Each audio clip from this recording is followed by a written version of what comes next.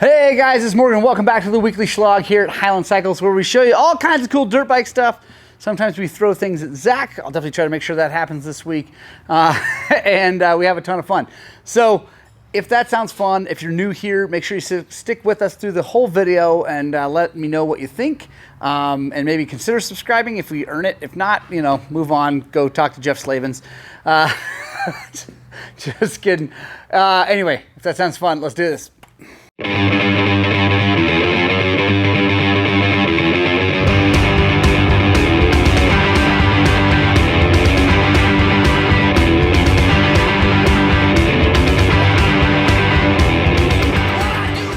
All right, guys, so first on the lift is this 23 500 EXC 6 days edition. This gentleman, if you've been watching long, you saw that we did a new tank, the DIRTBIKES tank, on this to give him a little more mileage. But when we were doing that, I talked to him. He had another shop install a Power Commander. I think it's a Power Commander, JD Jetting. Anyway, some tuner, piggyback tuner onto it. And he's just not that happy with the way it runs. And I told him, hey man, have you watched my video with the other 500 where we put the Moto Get? They had to do that because it's fuel. Holy crap! That is phenomenal. That's fourth now. Holy crap! Blah, blah. He's like, yeah. He's like, that's what I want. I want to be giggling, laughing, happy about this thing. I'm like, well, we can do it. It's a lot more money, and we'll just have to take the other thing off. I don't know what you want to do that. He's like, I don't care. Yank it off. So we got the stuff from Moto today. Very excited about that. So we are going to take the seat and tank back off of this thing, remove the whole Power Commander thing. I'll show you how that goes and why I don't like that style tuner. Install the get everything done. I'll show you how, actually walk you through that. The other video, I didn't show you the digital part of it, but I'll show you how we do that. And then we'll take this thing for a test ride. I bet it's going to be pretty exciting. All right, guys, real fast. So I got that thing apart. I'll show you what I'm doing. But this is Troy's new bike. Woohoo! Heritage Edition TX 300. So nice. It's got almost no hours on it. And Troy was riding it around, and it started leaking coolant. And he's like, wait, you know, brand new bike. That's not good. He called me. I said, you know, I've heard of some of these T-pipes being broken right up in here. Problems like that. But as I looked, I quickly noticed, nah, that is not on all the way. And look at that. I can remove that completely if I want to. I'm not going to because I don't want to get coolant everywhere. So what we're going to do is we're going to loosen that clamp, slide it down on there, tighten it back up. And it looks like just Hans maybe had a bad day at the factory. And so we're going to loosen. And no need for a warranty claim. Let's see, I do want to, gotta loosen that more. I want to spin that clamp around so we can get to it easier. I asked the bike guy if his name was Darren, he hung up on it. There we go. Now we got the aim the right way. Now we got that on. Boom. Just like that. So, guys, humans put these things together. Humans make mistakes. It's okay, no big deal. Fortunately, that's a very tiny, tiny mistake. No harm, no foul. Get that tightened up. But if you guys have a leak or something like that, maybe take the tank off, take a look before you go calling your dealer and freaking out. Because, yeah, it's no big deal. So that's why Troy brought it here. He didn't want to drive all the way to the dealer. And he's like, yeah, can you just take a look at it and make sure that's what's wrong? Because I thought, well, maybe it's the pipe. Glad we did, because now he doesn't have to go up there and those guys go, what, there's nothing wrong with it, blah, blah, blah. So anyway, there we go. All right, so super stoked on the Husky Heritage Edition, which is still sitting here because he went to go get his wallet and some other stuff. Anyway, and it's beautiful, beautiful bike. I totally love that thing. So here we are on the 500. Here is the Dynojet Power Commander that they put on. You zip tie it inside here, and then you got this wire comes up here, and you got all these things that piggyback down through here, the injector and TPS and all that. Then you've got this set of wires that piggyback to the ignition coil, the pulse generator. I just don't like doing that if you don't have to. And we don't, because of Taco Moto and Mike. We have the ultimate solution. So I'm gonna go ahead and get this all out of here, everything plugged back into what it should be plugged back into.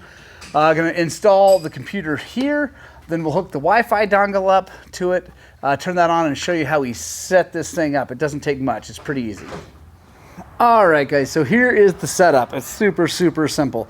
Now I'm leaving everything loose here because I'm gonna route it later, but I just wanna make sure we get it all set up correctly. So I already bumped the power, so that's why those are on. But what you have to do is turn the bike on, bump that until it turns the computer on. Oh, say it turned it off. So now here, there we go. That's what it's going to do.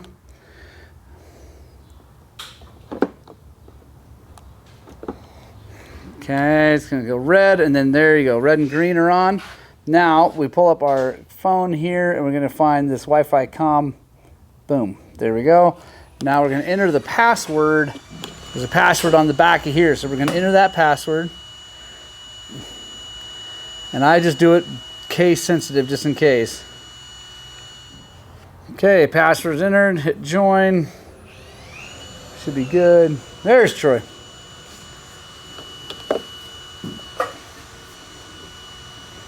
There we go. Then we're going to download the Get app, which there we go. Allow. Now it's going to communicate. Hopefully, it should find the vehicle here. There we go. New Wi-Fi module has been found. Wait for data import. Okay. So we're waiting for it now. All right. Okay. Now we go brand. This is easy. KTM model EXC year 23 500 Enduro.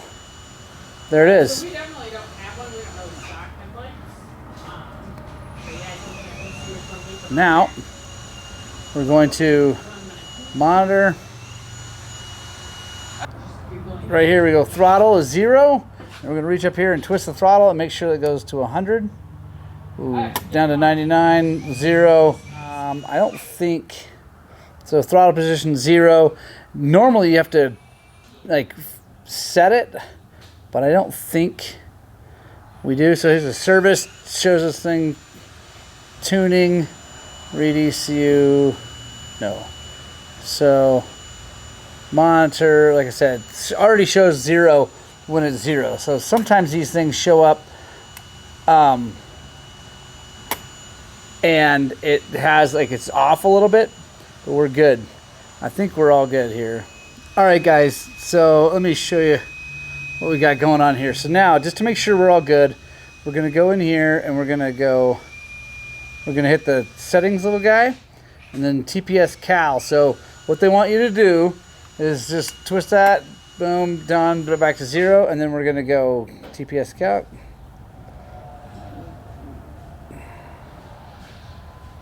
So it says right here, wrong TPS calibration, cause cranking back in.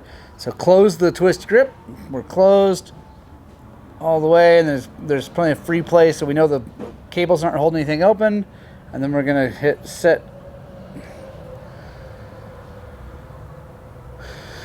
TPS calibration's been done. So let's check it again. Boom. So it only goes up to 99, which is interesting. I'm not sure about that. I will check, but it does show 0, which is what you want. Really, we're looking for 0% right there. So there's Troy. Thank you for everything, Morgan. You bet. You're the best. You bet, man. Have a good one. Where's that trailer? Just out here? Yeah, and Perfect. I gave way under the lights. Awesome. And Sweet. look at how the tires are like this. I'm like, sure. They're not bent. I'm like, Awesome. Have a good one. Have fun. I will. Pop wheelies. Woo! Yes. All right. So we're good. Everything's ready to rock and roll. Now I'm going to route everything, find a place for the Wi-Fi module and all that, and I'll show you guys where I end up with putting all that stuff. This is our map switch here. Well, this isn't the switch. It's the wires to the switch. Switch is right there. We're going to route those nice and clean up by the frame. Come up here. We're going to put that switch probably up here. That's usually where I end up going with it on the left. And then we're going to take this thing for a spin. All right, guys, so real quick, I talked to Mike at Takamoto just to make sure, because he kept seeing that 99%, and I just wanted to make sure that that was okay.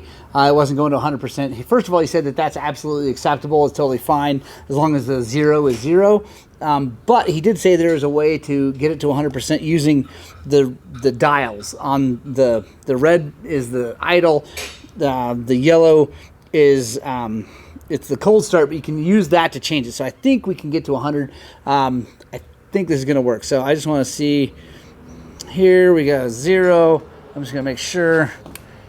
All right, so that's 99. So what I'm going to do is I'm going to zip tie that open so I can watch this, and then I'm going to turn. I think I'm going to start with the cold start knob, because I think that will actually let me open that up, and then I might have to adjust the idle afterwards and make sure we get to 0 on the other end, but I think we should be good. All right, guys, so what we want to do to get this right is we want to turn the red knob out until the voltage stops changing. So over here, I'm just going to, you have to trust me. Okay, so that is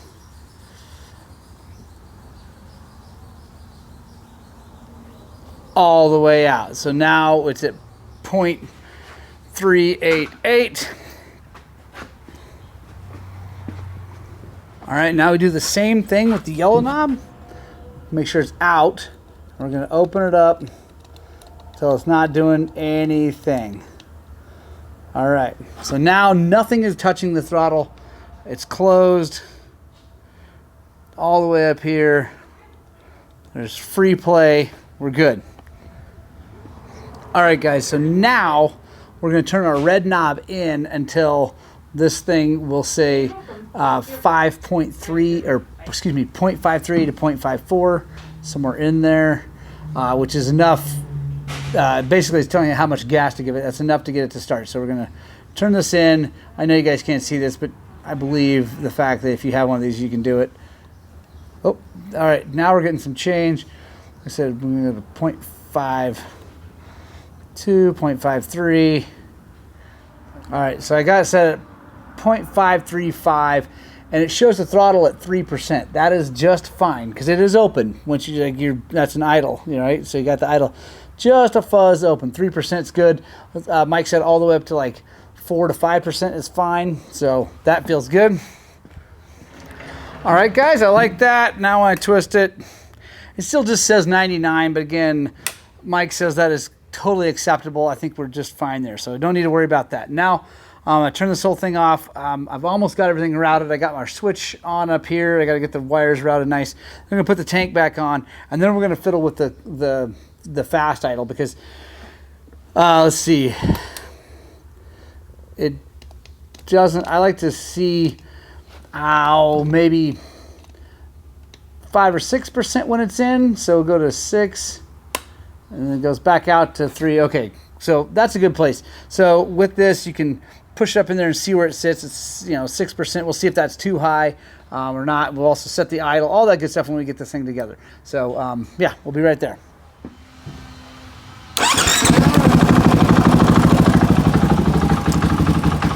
All right, fired up. That's always a good sign. Idle sounds about right to me.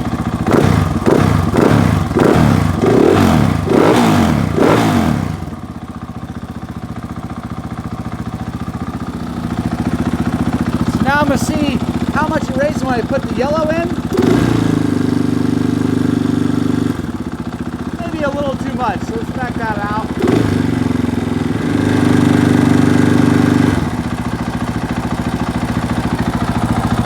All right, guys, there we go. I like that. So this is idle. It's high idle.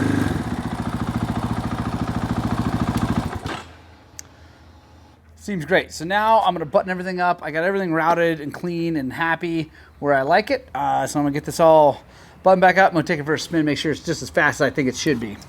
Okay, guys, so that 500 ran really, really, really well, just like the other 500 I did. I hope you guys enjoyed that. Super easy setup. No, it is not inexpensive, but it is, I think, absolutely necessary for those EXCs. I'd probably do it even if I had just the XCW. It just makes the thing a fire-breathing monster when you want it to be. And then I read a little bit about the Map 2, which is the more like off-road, traction control-y, mellow map. It gets way better fuel mileage in that map.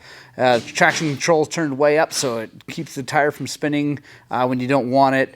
Real linear power. It'll run on like crappy 87 gas down in Mexico. I mean, that's honestly why he did that map that way.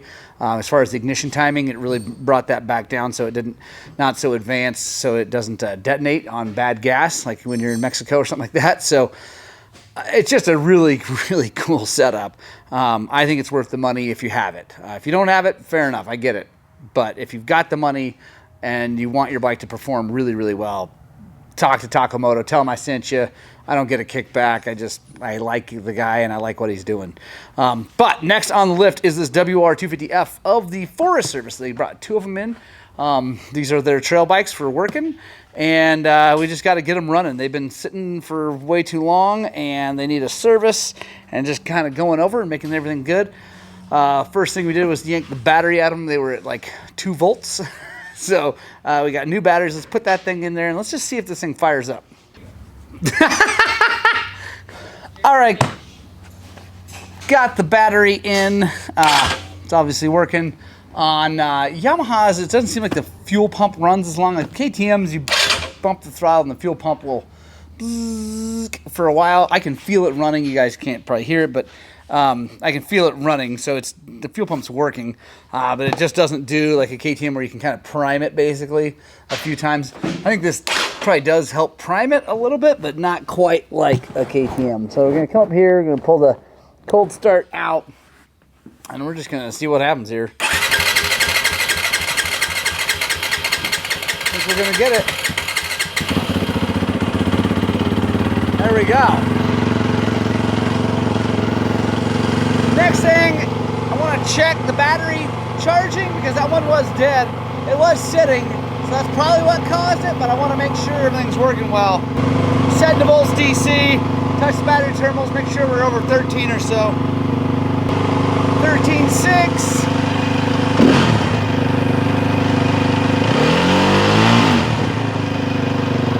Climbs a little bit when you rev it, but not too much.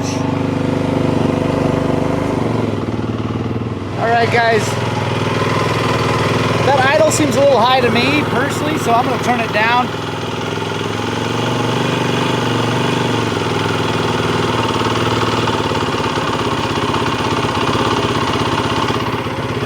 That sounds about right. These things don't have many hours on them, so I don't think they need a lot of things, but we're going to change the oil, check the coolant, tighten all the spokes, touch all the bolts and nuts on the frame and the chassis, check the wheel bearings, all that good stuff, and just make sure this thing's ready to go out into the woods and be out there all day without any problems. Don't think we're going to find anything, but if I do, I'll bring you guys back in. Yeah, if I find anything interesting to show you. Well, that didn't take long. There is the air filter, complete with drips of oil, and it feels sticky elsewhere. It feels like there might be oil on it and they just drip some, I don't know. It doesn't feel dry, so that's good. Let's take it off and see. I bet, because this thing's clean, there's no dirt on this filter. It doesn't even look like it got ridden since this filter got serviced. Let's see. Well, of course you can't see. I can see in there pretty okay, and it looks nice and clean. I don't think anything got damaged, but yeah, I'm not sure how it ended up looking like that and feeling like it. I said it feels sticky, like there's oil on it, but it's just only this little blue. Maybe one of you guys can comment below. Maybe there's something I'm missing. Maybe that's something else on there, not air filter oil that's got the blueness. But yeah, everything's looking pretty good on this. So yeah, we're just gonna keep on going. All right, guys. So you want to know why I don't like tubeless? There's lots of reasons. The main reason, honestly, is the fact that I hate checking 2 tire pressures every time per wheel, every time I go ride. That just is uber annoying. But here's the other reason. As a shop who works on these things, this is how they always come in. Covered in slime and disgusting, because it seems like rarely does the system work without some sort of sealant. It does work, but most people end up putting some sort of sealant in it, which then makes my job way messier, which is awesome. And today we are replacing the inner bladder because it failed, which means that wherever this guy was, it was probably a nightmare. Just had to ride out on a front flat, which sucks. Also, now he's got this dinger in here, so that means it might not seal ever. Because without a straight rim, it's hard to get a seal with this bead onto the rim with the anyway. There you go, guys. One more reason that Morgan doesn't like tubeless, and I know, cue tubeless, guys. It's the best thing ever. I can get so much traction. I can go like 6.8 psi, which is 10 times better than 6.9 psi and 50 times better than 6.2 psi. So it's just so good because I can get up anything and everything. Yeah, whatever. I cannot stand it. I absolutely hate it. And Jeff from Nitro Moose, I love you very much, because Nitro Moose has been a massive supporter, and he's the one who owns this company. And I happen to have some inside information about something, hopefully, maybe coming down the line that's going to even be more awesome. So, yeah. Anyway, guys, replace the bladder, deal with all the nasty, slimy mess, clean it up, charge this guy way more than what you should for changing a tire, and then we'll move on to the next job. All right, guys, next on the lift is this YZ450F. It's an older one, 09-ish, 08, 09, something like that. One of the good ones, honestly, in my opinion. The new ones are obviously also really good, but they had a run there for a while from 10 to like 18, 17, 18 that were, well, I don't know. People will argue with me on that, but I feel like they didn't really start getting good again until like 18, 19. The new ones are even better, obviously. But the carbureted ones were ripping fast, great chassis, handled really well. Yeah, anyway, carburetor is disgusting. It's right here. We're going to be taking this apart here on the Shlog, replacing the mid-body gasket and all that good stuff, because it has sat for way too long. This customer of ours is an awesome guy, but he's been very, very busy. He's not been riding for way, way, way too long, so it's time to tear this thing apart and see what we find. So it's going to need all new hoses, so I'm just going to yank them off. Actually doesn't look terrible. That's really good to see. There wasn't a ton of gas in it, so maybe he got most of the gas out before he stored it, which would be definitely helpful. But the mid-body gasket is still not going to be good, and if you guys could smell this, you would know why I'm 100% taking that mid-body apart and replacing all the things I can replace.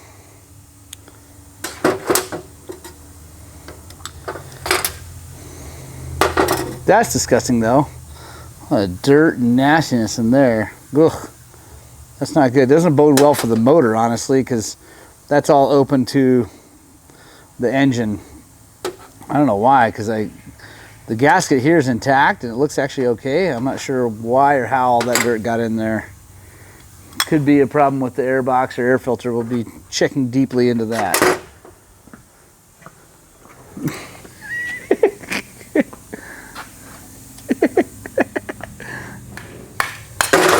Boom. There we go. You can see how smashed up that is. That is indicative of problems. This side looks pretty good, actually. Still holding its shape. But when they get all flat like that, you know it's not doing well. So we're getting close here. We got one more set of bolts to loosen to get this hoop off, and there's one more gasket under there. I'm going to take the whole thing, dump it in the ultrasonic, and get it really, really, really, really, really clean, and then we'll all go back together. All right, guys, so while that carburetor is cooking in the ultrasonic and getting all clean, I want to just show you something that just showed up and I'm really excited about. A lot of you guys know about these things. It's the Moto Slacker. These things are so cool. They used to be crazy expensive, and that's why I haven't had one until just now, because they were just, I think they were $300 or something like that when they first came out. And I just was like, man, I can use a tape measure. But they are made for setting sag on dirt bikes, and now they're down to, I think I paid $100 for it. They've got sales going on all the time. And I'm really excited to have it here at the shop so I can quickly set sag without having to get the ruler out and all that, which is fine, but this is much quicker. And also go to races and be able to help set sag at races. Thank you to Garrett Anderson, who had one of these and showed me how easy it was to use at the last Weeby race. So if you guys are coming to any of the races we're at, we will be there helping set sag, adjust clickers, and any kind of just general stuff on your bike to help you guys get set up and have the best race possible. So I'm going to film a quick video on how to use it and all that stuff, so make sure you subscribe, because I'll show you how it does, how it works. It's super cool, super easy. Anyway, back to this job. All right, guys, got the mid body all rebuilt and everything. I'm sorry I didn't film it because I remembered I've filmed that before and most people have seen it. So if you haven't, go check out like FCR Fix or FCR Carb Sucks or FCR or something. Anyway, you'll find it. I rebuilt the mid body. It works great. The bike runs really good. It's a little low on compression, and you guys saw that carburetor. You're like, there's a lot of dirt in the top of it. It's interesting, not a ton of dirt like in the intake, but anyway. Then I found this. Yet again, a low oiled air filter. People. So gonna take that off, oil it up really good, put it back on. That's gonna help that a bunch. But it definitely feels a little low on compression. It did start right up, so it's not too bad. But it definitely might need a top end here relatively soon. So there we go. Guys, I can't stress air filters enough. I also can't stress enough that pretty much every bike with an FCR carburetor needs to have the mid-body gasket replaced. Especially now, they've been gone long enough in the world that they're all getting old enough to need that replaced. So just, if you're having any kind of issues at all with an FCR carbed bike, then just replace it. Just rebuild the thing like all the other parts and then replace the mid-body gasket and you'll be happy. All right, guys, so the next bike on the lift is actually already done. It's this TX300i. It does have a headlight and a taillight, which is super cool. Street legal TX300i. We did fork seals. Quick little public service announcement. When your fork seals start leaking and you come in and say, I've only ridden it a few times, just a little bit. And then I ask, well, didn't we do the suspension, which we did, TBT suspension, when the bike was brand new? He said, yeah. And we didn't do new fork seals because the bike was brand new. He's like, yeah, that's right. I'm like, okay. So I looked at the hour meter and it says 45 hours. So it's been a year, first of all, a calendar year since we did it, and 45 hours of riding. Now, that is not a lot of riding in a year because he had knee surgery and all that, but it's still 45 hours on those seals and bushings and mud and thing. Anyway, sorry, man, they're not under warranty. But now I'm getting ready to put the front wheel back on, and I have a cool little product that a guy sent us, and I want to try it out. I haven't even unpackaged it yet. So it's called the Axe-Align, and there's two sizes for both size front axles. I believe the small ones what we're going to need. And this guy has had trouble sliding the axle through on KTM because it can be kind of a pain in the butt. You're trying to line up the fork, the rotor here and get everything lined up, and you're sliding this axle through, and it's like not wanting to hit here, and it can be kind of a pain in the butt. So, I've done it a million times, so I usually get through it pretty quickly, but I could see how this might be a pain for some folks. So I'm gonna try this thing out. I think it might be kind of cool. Let's see. So we're gonna get the right Axe-Align. He's got instructions and stuff on it, which I don't think we really need. I watched a video. So basically you take this, it's got the threads on it. You're just gonna quick, hand thread it in here. And this is obviously just 3D printed. It's pretty cool. So now let's grab the wheel, get the rotor in between the pads here, which is always honestly the hardest part. Get that up. I'll take it. Boom. Actually, that was super easy. So, the only problem I'm experiencing right now is that I don't know if that's going to go. That should go through the. Let's see, because it lined up. So here, hold on.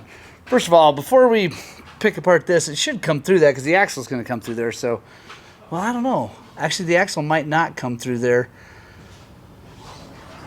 because it comes up short on the fork lug. So it may not work great with this because we can't get it up. But let's show you real fast. So this side's always kind of a nightmare to get the shoulder into that. Well, it definitely helped. That being lined up there helped it all slide together really easily. So that's super cool. But I don't actually think this is going to work with this because that is, I'm pretty sure, a different diameter. Let's see. Hang on. Yeah. All right, guys. So that's not going to work. But the tool works. If you're running a Bulletproof Designs disc guard, not a big deal. All you do, and honestly, there we go. It's kind of the Bulletproof Designs disc guard, front disc guard is not honestly my favorite. I love Bulletproof Designs, but their front disc guard is not my favorite. Partially because you can't get to these bolts very easily. But now, let's see. So that's down. Boom. So now that comes through no problem. And we just unscrew it.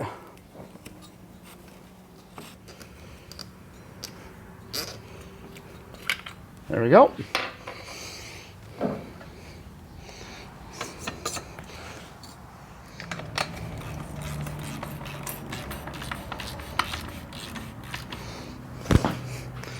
Also, quick note, guys. I took the pinch bolts all the way out because I was doing fork seals and I just wanted them out of the way. But if you are turning this over here and that is turning, you know that your forks are lined up. So there's no need to do the whole pushy downy, uppy downy thing because that is sliding super smooth. So smooth that, those forks are definitely lined up. So no need to go back and do the, drop it off the stand, push up and down. We can just tighten our pinch bolts, come back, tighten this thing, tighten that, and we're good to go. But anyway, this axle line thing is pretty cool.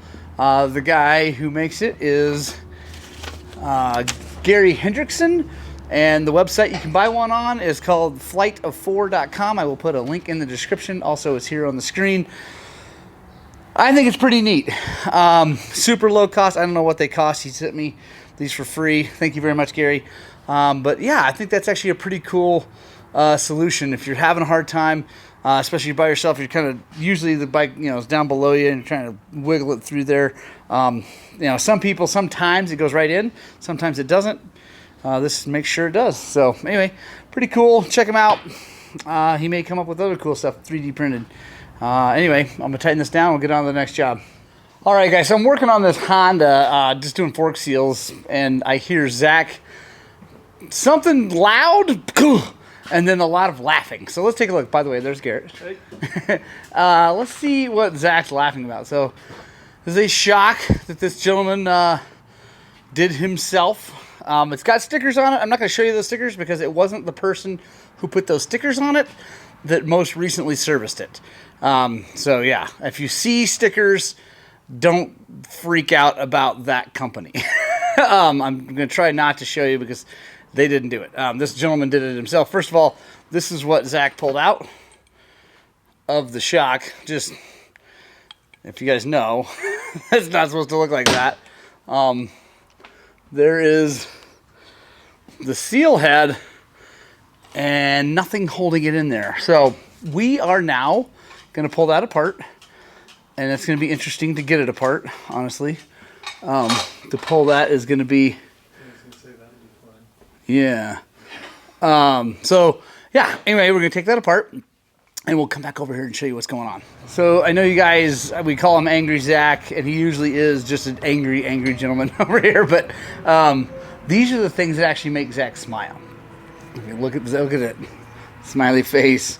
Broken motorcycles are what make Zach happy. Let's take a look. Where's your Neeb? So yeah.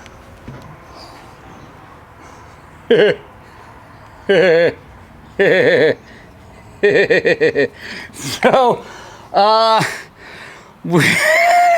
it doesn't look, the shock, no, never mind. Shock body's junk. It's got a big old dinger in it. So it needs a new shock body for sure.